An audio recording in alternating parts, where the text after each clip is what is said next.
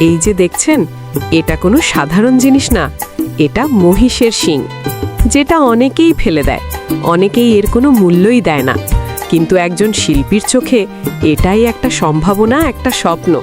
দেখুন কিভাবে ধীরে ধীরে কাটছে, ঘষছে আর যত্ন করে তৈরি করছে একটা অসাধারণ সুন্দর বাটি। এই কাজটা সহজ না, এর পেছনে আছে ঘন্টার পর ঘন্টা পরিশ্রম আর নিখুঁত হাতের কাজ। একটা ফেলে দেওয়া জিনিস আজ হয়ে উঠল দারুণ এক শিল্পকর্ম।